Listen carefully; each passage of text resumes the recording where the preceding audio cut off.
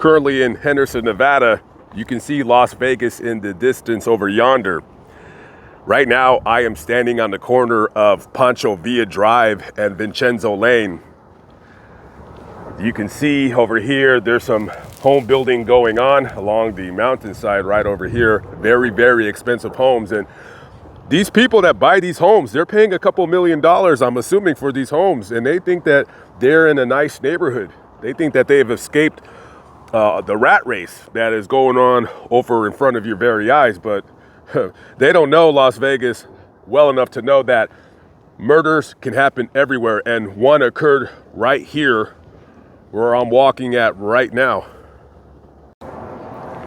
This is the very spot right here where on December 6, 2023, 27-year-old basketball player Chance Comanche, along with his 19-year-old girlfriend Sakari Harden, sitting here in their vehicle, murdered 23-year-old Morena Rogers. A senseless killing. I'll tell you the story really quickly on why this took place and the idiots behind this totally senseless murder. I'll give you a quick rundown on this Chance Comanche character. So at the time of this murder, he was playing in the National Basketball Association's G League. He played for the Stockton Kings, which is the affiliate of the Sacramento Kings. He was a standout high school basketball player. He graduated from Beverly Hills High School, and then he had gotten a scholarship to the University of Arizona. This guy only played 2 seasons for the Wildcats, and all of a sudden, he declares for the NBA draft. I'm pretty sure his coaches tried to get him to not do that, to stay in college for the full 4 years, because this guy wasn't a very good basketball player.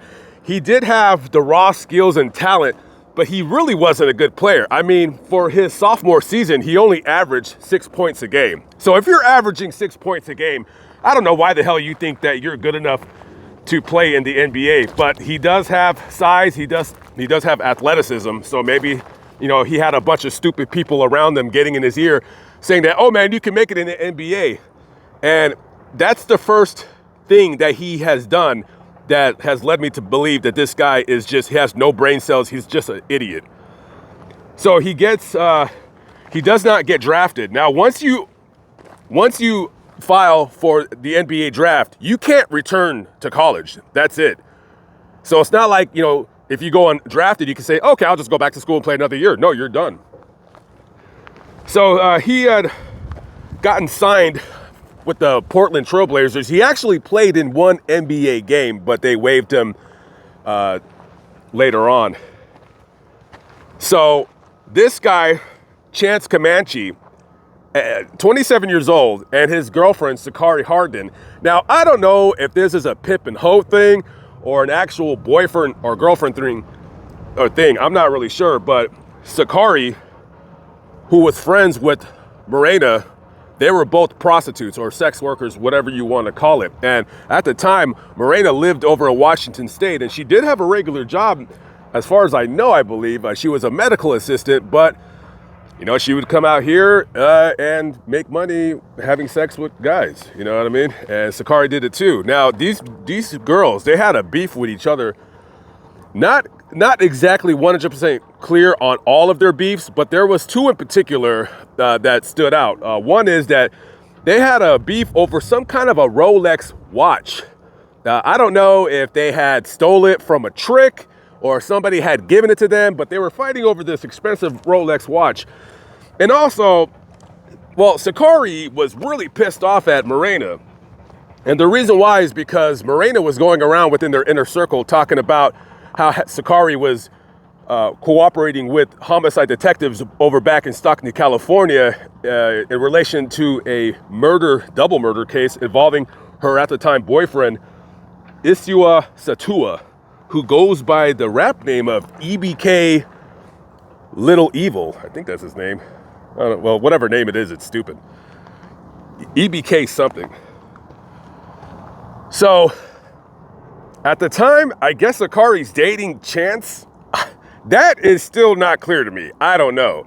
There's a whole lot to this story that doesn't make sense. Like, why is a guy who could have a possible future playing in the NBA messing around with prostitutes? I don't know. So they start talking to each other, Chance and Sakari, that, well, Miranda needs to go. She needs to die. We need to whack her. We need to kill her. So they start formulating a plan. They're trying to find a ghost gun.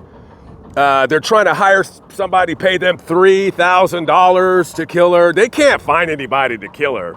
I guess nobody's taking the $3,000. I guess the G League doesn't pay too much. So they make a plan. How about we do this? Because, you know, Sakari and Miranda, they sometimes work together. So they made a plan, and this was a planned out murder.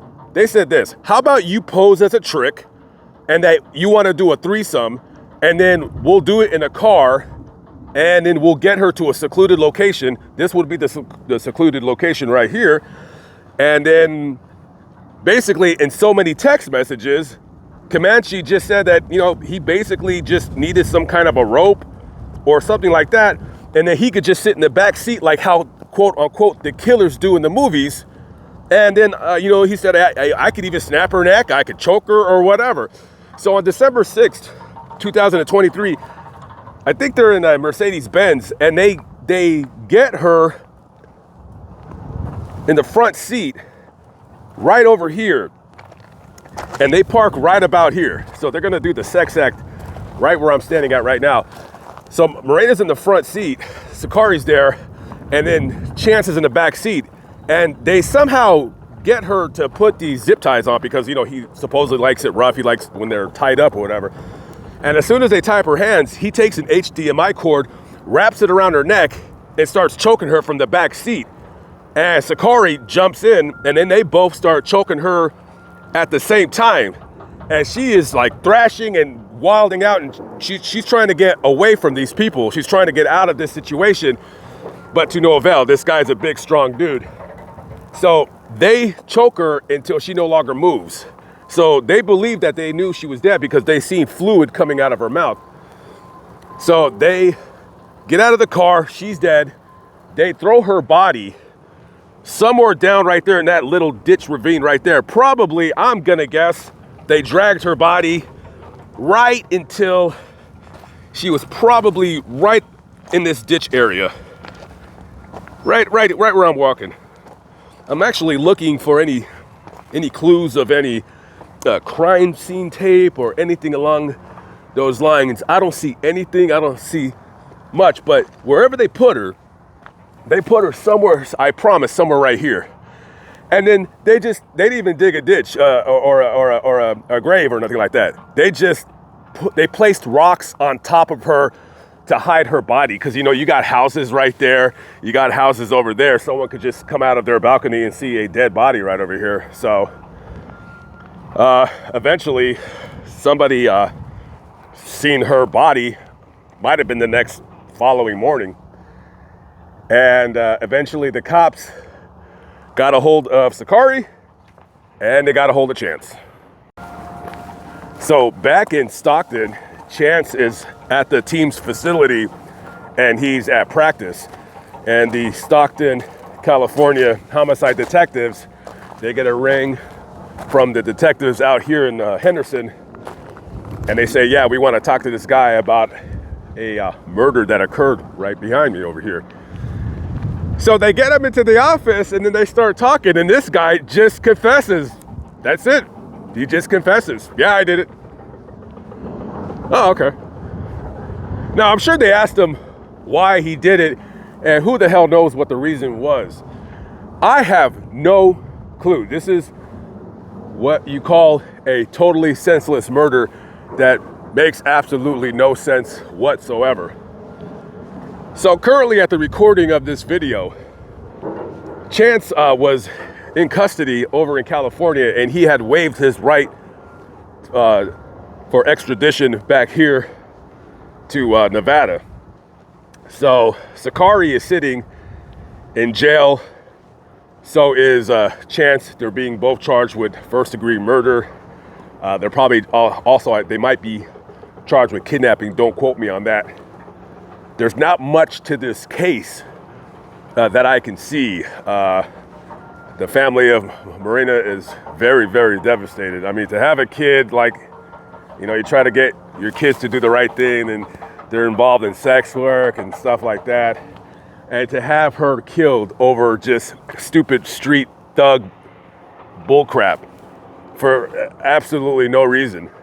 And to think that this Chance Comanche idiot thought that he was somehow going to get away with this. Absolutely incredible.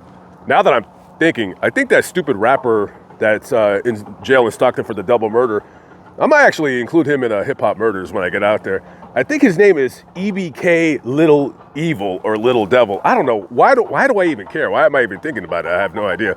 I'll have to look it up after I'm done recording. But yeah, again, not a whole lot to the story. Chance Comanche confessed, said he did it. It's an open and shut case. That's it. I'm just curious how much money this guy has, because playing in the G League, you're not making very much money at all. So more than likely, he barely probably had a 1-bedroom apartment that he rented. And this Sakari broad, 19 years old, you're a sex worker, your life's already, I mean, both their lives, they ended her life, Marina's life, and now their lives are ended. They're done. I don't know if Sakari's gonna get life, but Comanche is. That guy's never getting out. He confessed to a premeditated murder.